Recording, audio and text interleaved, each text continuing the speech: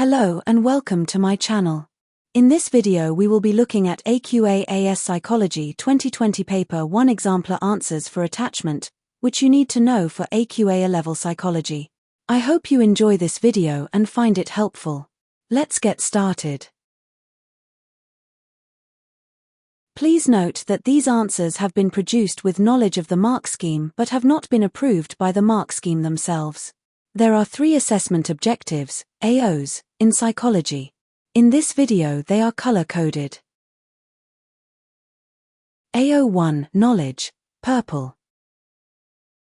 AO2 Application, blue. AO3 Evaluation, red and green.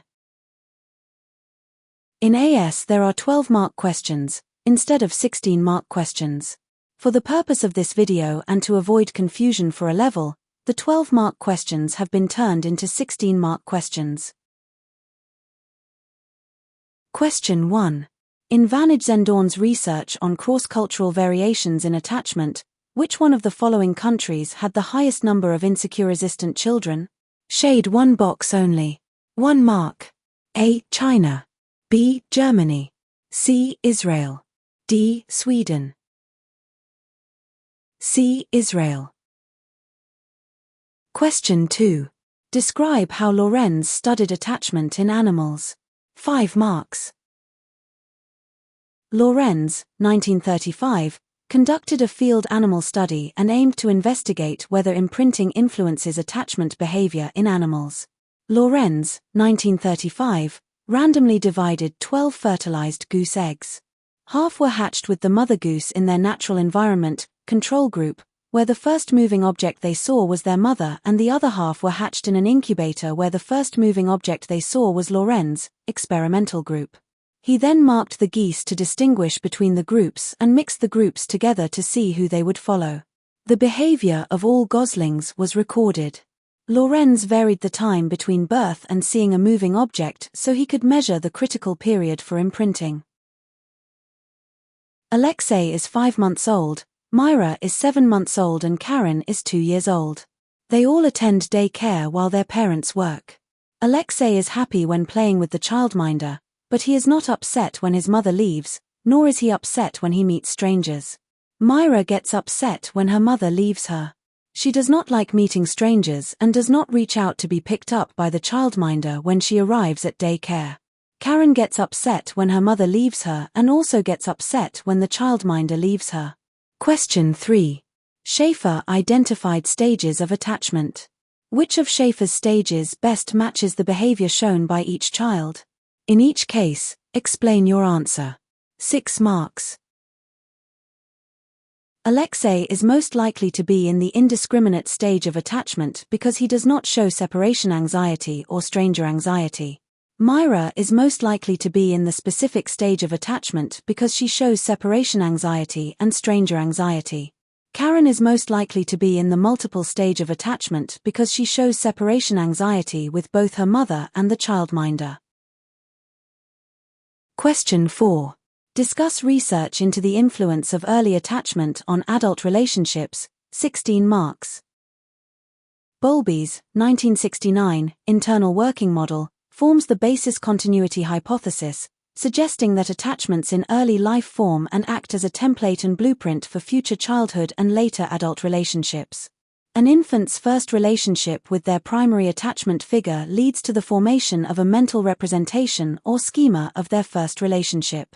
The quality of this attachment is crucial because this will give the infant a template, which will powerfully affect the nature of their future relationships, e.g. friendships, romantic relationship, as a parent.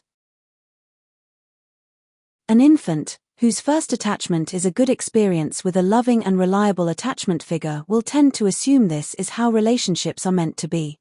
They will seek out functional relationships and behave functionally within them, e.g. without being too uninvolved or emotionally close, insecure avoidant attachment, or being controlling and argumentative, insecure resistant attachment. An infant, whose first attachment is a bad experience with a hateful and unreliable attachment figure, will tend to assume this is how relationships are meant to be. This may mean they struggle to form relationships in the first place, or they may not behave appropriately within relationships, displaying insecure avoidant or insecure resistant behavior towards friends and partners. Hazan and Shaver, 1987, aimed to investigate whether there was a relationship between attachment type and later adult romantic and intimate relationships. They conducted a study using 620 responses from 205 men and 415 women were collected from people aged 14 to 82 years old and analyzed from a love quiz printed in an American local newspaper. The quiz had 3 sections. 1. Assessed respondents' current or most important relationship. 2. Assessed general love experiences such as number of partners. 3. Assessed attachment type by asking respondents to choose which of 3 statements best described their feelings. They found that 56% were classified as securely attached, having good, long-lasting and sustainable romantic experiences and concepts of love and trust within relationships and were comfortable and capable of intimacy. 25% were classified as insecure avoidant, struggling with romantic relationships, being jealous, fearful and uncomfortable with intimacy, doubtful about the existence or durability of love and do not feel as though they need partners to be happy. 19% were classified as insecure resistant, struggling to maintain relationships and are self-doubtful, most vulnerable to loneliness, needy and put too much pressure on the relationship. Hazan and Shaver, 1987, concluded that adult romantic relationships are influenced by early attachment styles formed in childhood. A strength of research into attachment and later relationships is that it has practical implications. Research into attachment and later relationships has practical implications because it provides valuable insights that can be applied in therapeutic settings and parenting practices.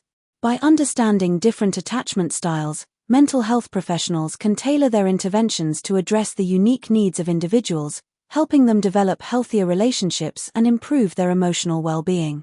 Furthermore, this research can guide parents and caregivers in creating supportive environments that foster secure attachments, which is crucial for the emotional and social development of children.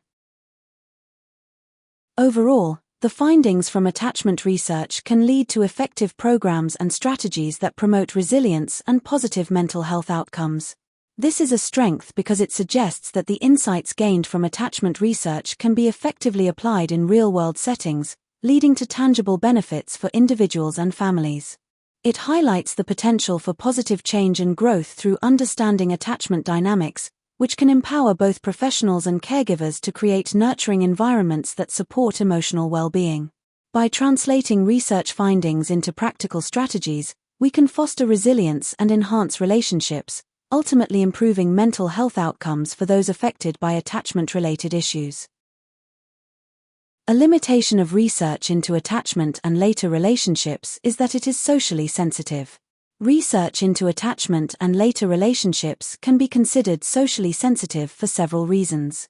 Firstly, it may reinforce negative stereotypes about individuals with insecure attachments, suggesting that they are destined to struggle in their relationships.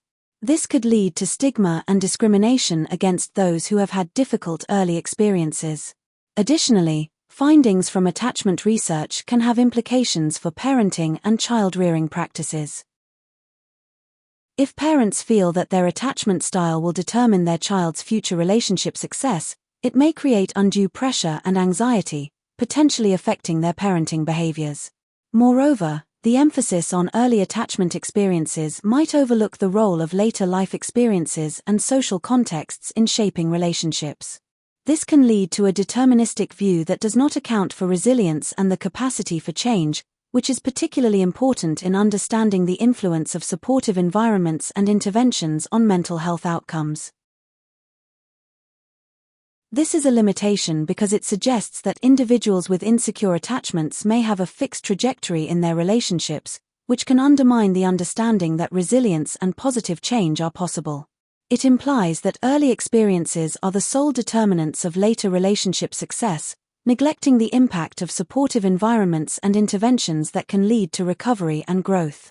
This deterministic view can be harmful, as it may discourage individuals from seeking help or believing in their ability to improve their relational patterns.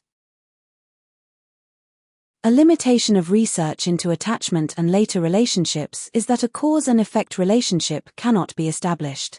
The link between early attachment, the internal working model, and later relationship experiences is it is all based on correlational data. Therefore, it cannot be concluded that early attachment types cause later love relationships, as there may be other variables in between that influence these relationships. For example, individual differences and innate temperament may be an intervening variable and influence how a parent responds to the child itself in the formation of their attachment style. The temperament hypothesis suggests the quality of adult relationships is determined biologically from innate personality. This temperament may then be the basis for how later relationships are conducted. This is a limitation because it suggests that the relationship between early attachment and later relationships may be more complex than a simple cause and effect link. It implies that other factors, such as individual temperament and personality traits, can significantly influence how attachment styles develop and how they manifest in adult relationships. This complexity means that the conclusions drawn from attachment research may not fully capture the nuances of human behavior and the various influences that shape relationship dynamics. A limitation of research into attachment and later relationships is that the results may be affected by confounding variables. Research into attachment and later relationships can be affected by confounding variables, which are factors that can influence both the attachment styles and the outcomes in later relationships, potentially skewing the results. For example, socioeconomic status, parental mental health, and environmental stresses can all play significant roles in shaping both attachment experiences in childhood and relationship dynamics in adulthood. If these variables are not adequately controlled for in studies, it can be challenging to determine whether the observed effects are truly due to attachment styles or if they are influenced by these other factors. This is a limitation because it suggests that the findings regarding attachment and later relationships may not fully capture the complexity of human behavior. When confounding variables are present, it becomes difficult to isolate the specific impact of attachment styles on relationship outcomes. This can lead to overgeneralizations or inaccurate conclusions about the nature of these relationships, ultimately hindering our understanding of how attachment influences emotional and relational development. Thank you for watching. If you have enjoyed this video, please like and subscribe for more content like this. Bye.